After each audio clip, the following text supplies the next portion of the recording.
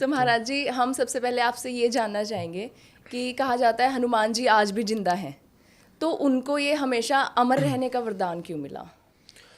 बहुत सारे इसके पीछे पर्सपेक्टिव हैं, कथाएं, कहानी है।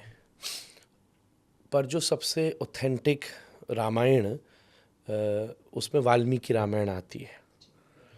ऐसे इस समय 100 से ऊपर रामायण अवेलेबल हैं। और अगर हम पढ़ें तो यहाँ तक लिखा है, तुलसीदास जी ने भी, रामायण सतकोटि अपारा, लाइक करोड़ों प्रकार की रामायण है।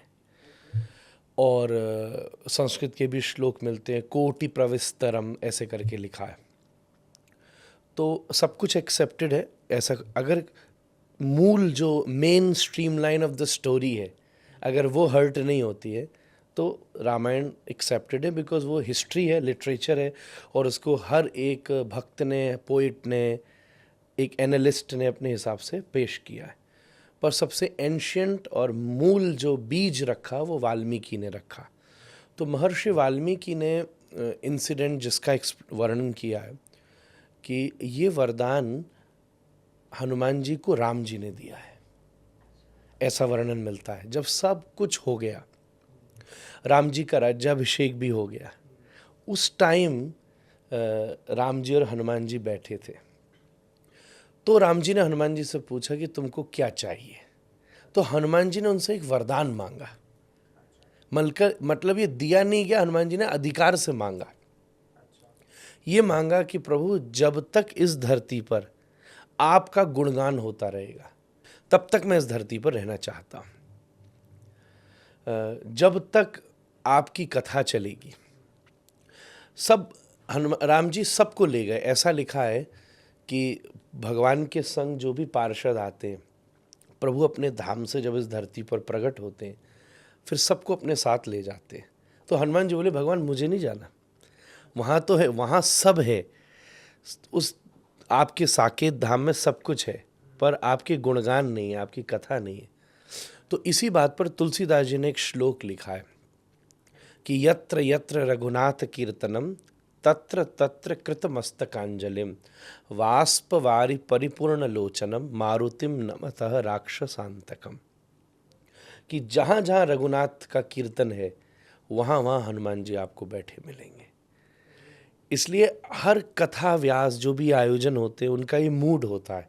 किसी को भी आप सुन लें, रैंडमली यूट्यूब पे सुन लें या फिजिकली पंडालों में जाके सुन लें, हॉलों में सुन लें, वो सब ये मानते हैं कि हमारी इस ऑडियंस में कहीं ना कहीं हनुमान जी बैठे हुए हैं। तुलसीदास जी को भी हनुमान जी का एक पहला दर्शन ऐसी एक कथा में हुआ था। अच्छा। तो उन्होंने भगवान से मांगा कि मुझे चिरंजीवी बना के रखो। ओके। चिरंजीव होने में और अमर होने में भी अर्थ होता है। चिरंजीवी शब्द का एक अर्थ होता है कि जो दीर्घ काल तक जीवित रहे, लॉन्ग लाइफ। हम सिंपल वर्ड्स में कहूँ, जिसको बहुत लॉन्ग लाइफ। चिरन मतलब जो जीता ही चला जाए, और अमर होने का अर्थ होता है जो मरे ही नहीं। तो ये सिनोनिम्स तो हैं, पर्यायवाची हैं, फिर भी दो डिफरेंट मीनिंग है इसके। तो ऐसा वाल्मीकि रामायण ये बात कहती है। वहीं और भी बहुत सारे रेफरेंसेस मिलते हैं। ब्रह्मा जी ने ये आशीर्वाद दिया, ये भी मिलता है। और बहुत फेमस ये है कि सीता जी ने भी, जैसे हनुमान चालीसा में भी एक आया, असवर दीन जानकी माता, अष्ट सिद्धि नवनिधि के दाता, असबर दीन जानकी माता।